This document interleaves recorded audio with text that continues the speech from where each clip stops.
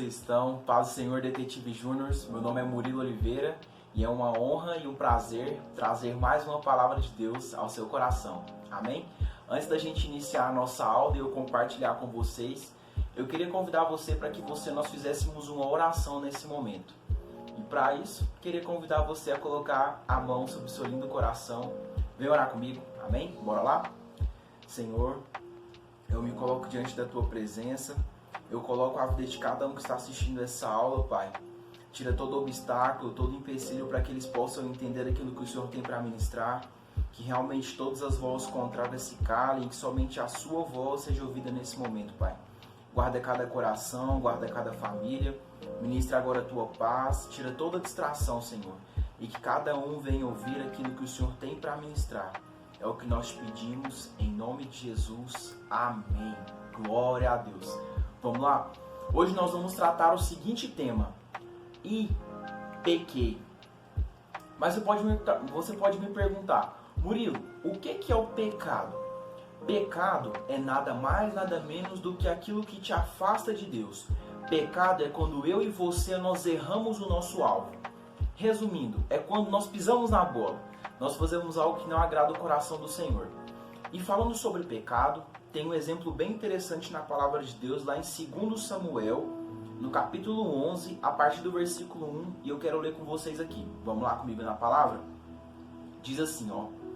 E aconteceu que, tendo decorrido 1 ano, no tempo em que os reis saem à guerra, enviou Davi a Joabe, e com ele os seus servos, e a todo Israel. E eles destruíram os filhos de Amon, e cercaram a Rabá. Porém, Davi ficou em Jerusalém. E aconteceu que numa tarde, Davi se levantou do seu leito e andava passeando no terraço da casa real.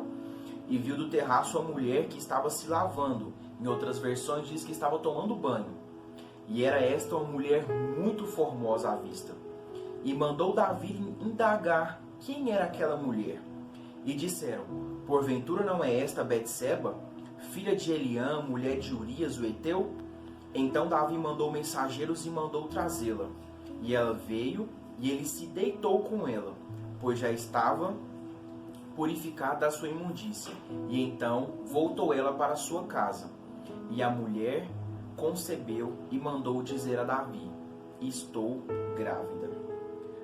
Nós vemos que Davi, apesar de amar a Deus, Davi pisou na bola.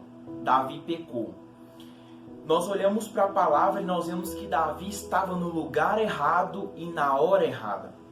Como a própria palavra nos ensina, naqueles tempos os reis eles iam à batalha, mas Davi decidiu ficar no palácio.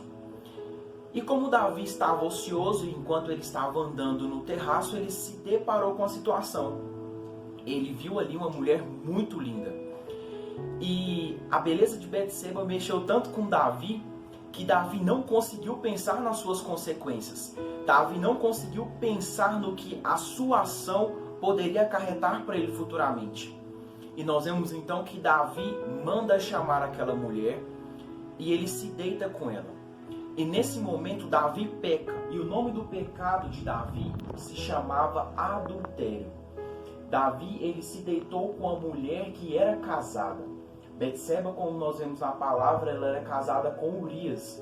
Urias era um dos soldados do exército de Davi. E quando Davi recebe a notícia que aquela mulher estava grávida, Davi ficou desesperado, porque ele pensou que as pessoas descobririam o seu pecado. E Davi então tentou dar um jeitinho para que o seu pecado não fosse descoberto. Quer ver? Vamos lá para a palavra do Senhor? 2 Samuel, no capítulo 11, versículo 6. Olha o que Davi fez. Então Davi mandou dizer a Joabe, envia-me Urias o Heteu. E Joabe enviou Urias a Davi. Vindo, pois, Urias a ele, perguntou Davi como passava Joabe, e como estava o povo, e como ia a guerra. Depois disse Davi a Urias, desce à tua casa e lava os teus pés. E saindo Urias da casa real, logo lhe foi mandado um presente da mesa do rei. Porém, Urias se deitou à porta da casa real, com todos os servos do seu senhor, e não desceu à sua casa. olha que incrível a atitude de Urias e olha a atitude de Davi. Davi ele começou a articular planos e estratégias para que o seu pecado não fosse descoberto. Primeiro, Davi mandou chamar Urias à batalha. Então Davi começa com aquele assunto ali, perguntando como que estava o povo. E Davi então usa de uma estratégia. Ele traz Urias e manda Urias ir para a sua casa. Por quê? Porque se Urias se deitasse com a mulher, provavelmente as pessoas achariam que o filho era de Urias. E o pecado então de Davi estaria encoberto. Mas nós vemos que Urias era tão fiel, que ele não teve coragem, não foi para sua casa. Mas como diz a palavra, ele dormiu na porta do palácio. Então teve um outro plano. Qual foi a estratégia de Davi? Já que Urias não quis ir para sua casa, Davi convidou Urias e tentou embebedá-lo, para que ele então fosse para casa e se deitasse com a esposa dele. Mas Urias, mesmo assim, não foi para sua casa. E olha o que Davi fez. Em 2 Samuel, no capítulo 11, verso 14, diz assim a palavra: E sucedeu que pela manhã Davi escreveu uma carta a Joabe e mandou-lhe por mão de Urias. E escreveu na carta dizendo: Ponde a Urias na frente da maior força da peleja, e retirai-vos de trás dele, para que seja ferido e morra. Davi então ele começou a ficar desesperado, já que Urias não estava caindo nos planos dele. Urias não tinha ido para sua casa se deitar com a sua mulher. E Davi então tem um plano e estratégia muito cruel. Davi dá ordem ao seu capitão para mandar Urias para a frente do campo de batalha e para que ele morra. E nós vemos que de acordo com a palavra isso aconteceu. Urias ele foi para a batalha e ele morreu. E após a sua morte, Davi se casou com essa mulher. E é tão interessante porque Davi achou que o seu pecado ficaria escondido. Mas nós vemos que não é assim. Por mais que eu e você nós venhamos a pecar e nós possamos imaginar que a gente deixa escondido, cara, de Deus a gente não esconde nada. Quer ver um exemplo claro? O próprio Davi. Vamos lá. 2 Samuel, capítulo 12, versículo 1. 2 Samuel, capítulo 12, no versículo 1. Diz assim a palavra: E o Senhor enviou Natã a Davi, e apresentando-se ele a Davi, disse-lhe: Havia 2 homens numa cidade, um muito rico e o outro pobre. O rico possuía muitíssimas ovelhas e vacas, mas o pobre não tinha coisa nenhuma, senão uma pequena cordeira que comprara e criara. E ela tinha crescido com ele, com seus filhos, e do seu bocado comia, e do seu copo bebia, e dormia em seu regaço, e a tinha como filha.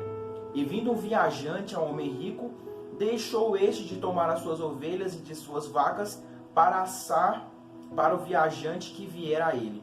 E tomou a cordeira do homem pobre, e a preparou para o homem que viera a ele.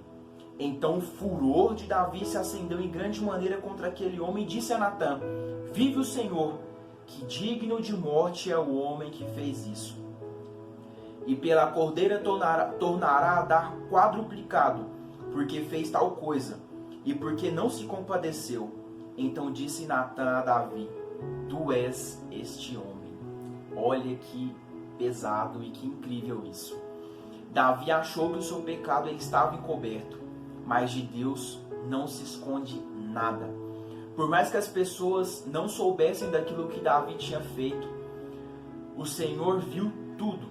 E o Senhor deu ordem ao profeta Natã ir lá e falar para Davi que Davi havia pecado. E todo pecado, ele tem consequência. E quando nós olhamos para Davi, nós vemos isso. Davi pecou, mas ele também colheu as consequências das suas decisões.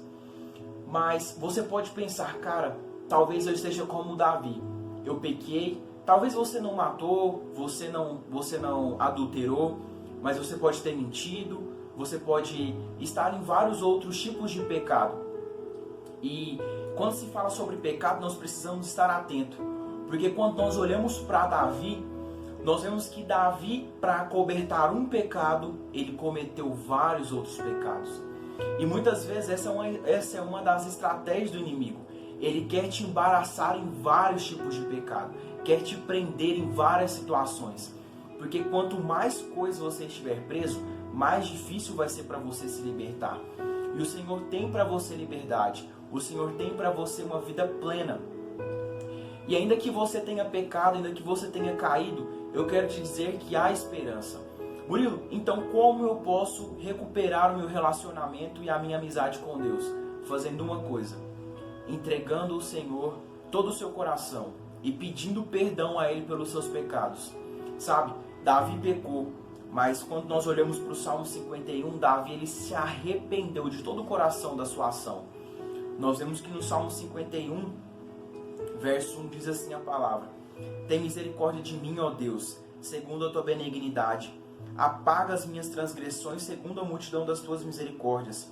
Lava-me completamente da minha iniquidade, purifica-me do meu pecado.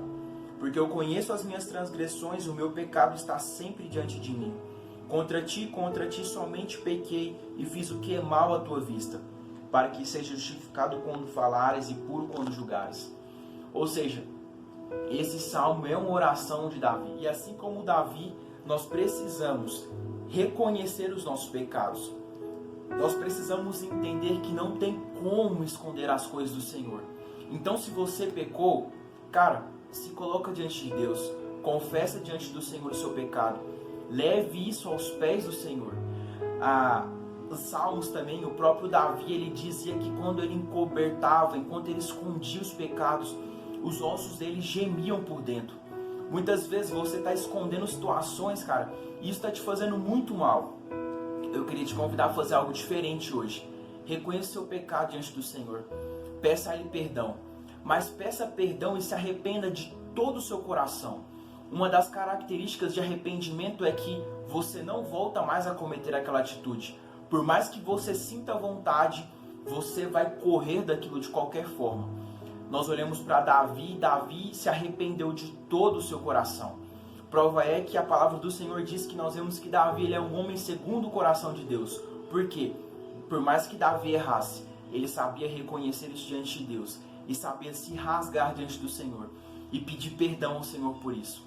Então que eu e você, nós saibamos reconhecer os nossos pecados, reconhecer que nós precisamos do Senhor e por mais que o pecado seja atrativo, que nós possamos correr dele e correr em direção ao Senhor. E ainda que você se sinta sujo, abandonado, ou que você não se sinta mais digno da presença do Senhor, muitas vezes quando nós pecamos e nós erramos, nós temos uma tendência de falar: não, Jesus, eu vou consertar tudo e depois o Senhor vem. Faz isso não. Convida o Senhor para consertar a bagunça junto com você. Ele é o maior interessado na sua vida. Ele é o maior interessado em ver você bem e livre de todo o pecado. O Senhor tem uma vida de liberdade, uma vida de alegria para você. Não se prenda mais ao jugo de escravidão. Amém? Esse eu queria compartilhar com vocês. Que o Senhor abençoe. Que vocês permaneçam firmes e inabaláveis. Em nome de Jesus. Um grande abraço. Deus abençoe. Fui!